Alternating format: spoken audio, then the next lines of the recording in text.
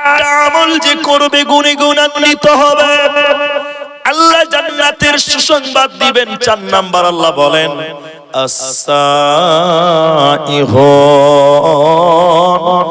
রোজাদার হয়ে যাও।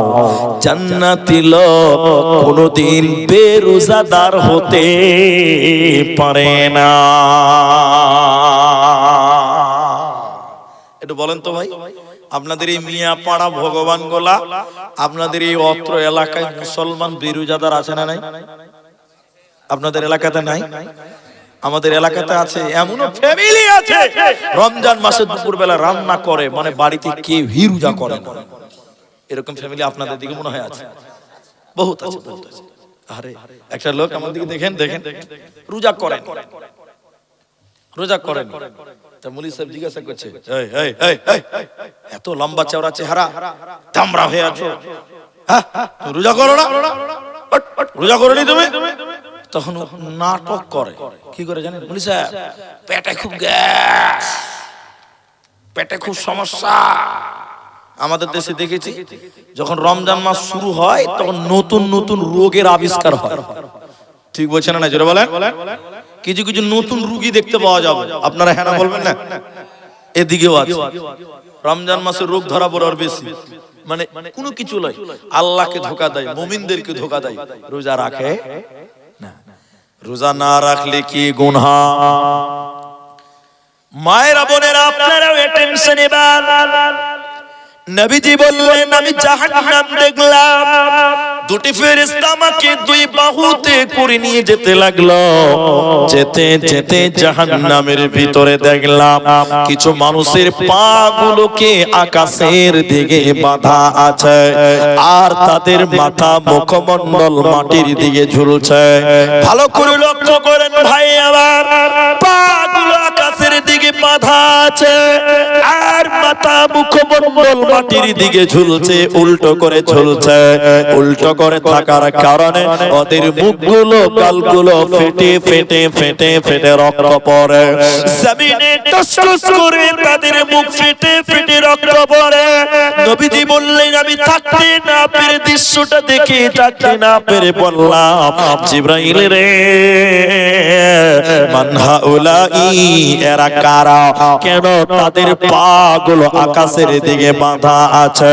কেন তাদের মাথা মুখমণ্ডল মাটির দিকে? কেন কেন তাদের গালগুলো ফেটে ফেটে রক্ত পড়ছে? কেন? এদের অপরাধ কি জিবরাইল তুমি বলো। জিবরাইল আমিন বলেন ইয়া রাসূলুল্লাহ, নবী আপনি শুনলেন এরা কারা?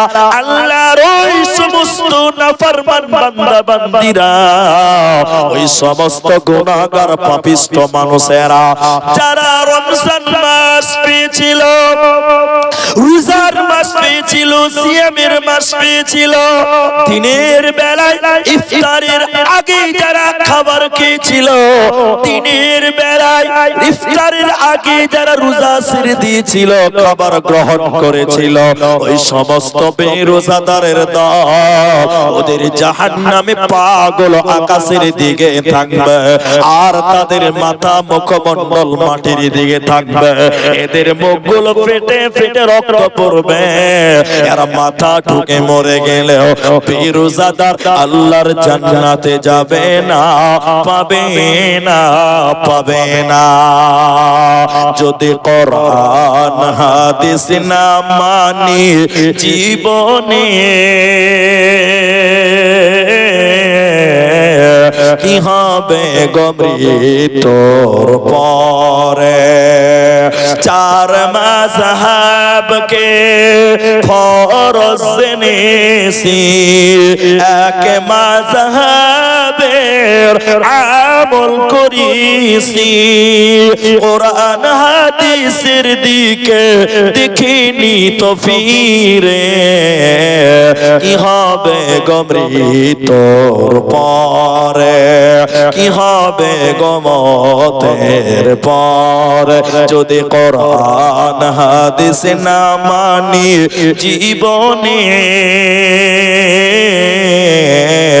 কি হবে হবে গো মৃত্যুর পরে, কি হবে গো মতের পরে, কি হবে গো মৃত্যুর পরে, ও তুই রোজাদার হয়ে যা। রোজা রাখবো বলুন ইনশাআল্লাহ। আমরা সামনে রমজান মাস আসছে, আল্লাহ আমাদেরকে ওই পর্যন্ত থেকে আমলে সলেহ করার তৌফিক দান করুক। আরেকবার বলুন আমিন। আল্লাহ আমাদের রোজাদার বানিয়ে নাও, বলুন আমিন। বড় দুঃখ লাগে, বড় কষ্ট লাগে, মুসলমান সমাজে বাস করেন, অথচ অনেক লোক আছে সমাজে যারা মসজিদের বাথরুমে বসে বসে বিড়ি টান রমজান মাসে। এরকম এলাকা তো আছে, আছে না? এই যে কি বলছে, এটা হলো মুর্শিদাবাদ, বীরভূম, বীরভূমের সাঁইথিয়া বলে একটা জায়গা আছে, সাঁইথিয়া, সাঁইথিয়া আজ শুনেছেন বা দেখেছেন বা যেয়েছেন। তো ওই এলাকাতে রমজান মাসে আমি যাই মাঝে মধ্যে। এখানে আপনাদের মসজিদে ছিলাম, এই মাদ্রাসাতে ছিলাম, একজন ফোন করছিল, এটা আপনাদের লালগোলা থেকে। লালগোলা গ্রামের নামটা বলি, চাটাইডুবি। চাটাইডুবি আছে না? আমি ওখানে দুবার জলসা করেছি, দুবার। তো আমার ডেট পাই না, ওরা কয়েকবার থেকে ডেট পাচ্ছে না।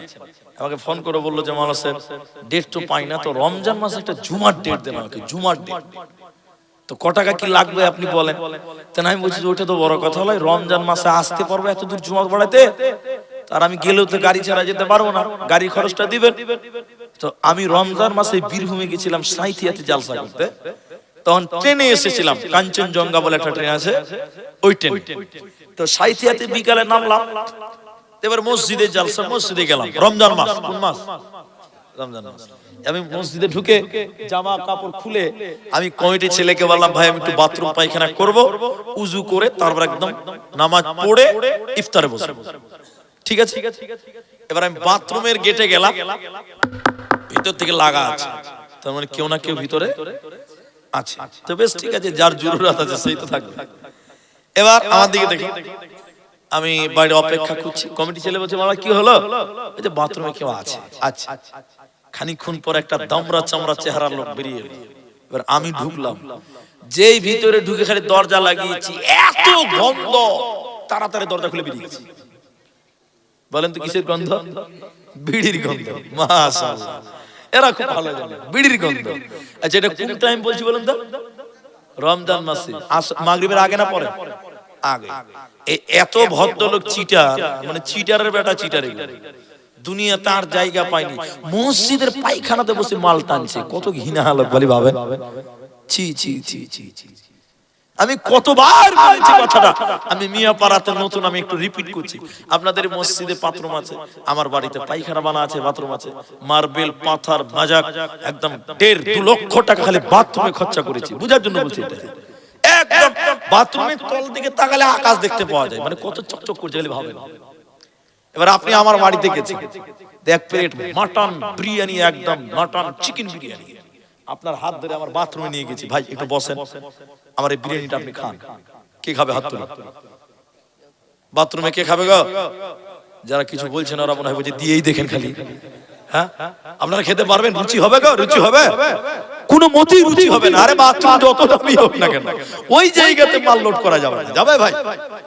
তাহলে ভাবেন, কিছু কিছু লোক বাথরুমে বসে চুরুক চুরুক মাল টানছে, ওদের রুচি কত নিচে, খালি একবার তাকান। কত নোংরা লোক বাথরুমে বসে খাবার খায়। ছি ছি ছি ছি ছি ছি। তাহলে আমরা আরেকবার তো আল্লাহর কাছে বলি, আমরা রোজাদার হব, বলুন ইনশাআল্লাহ।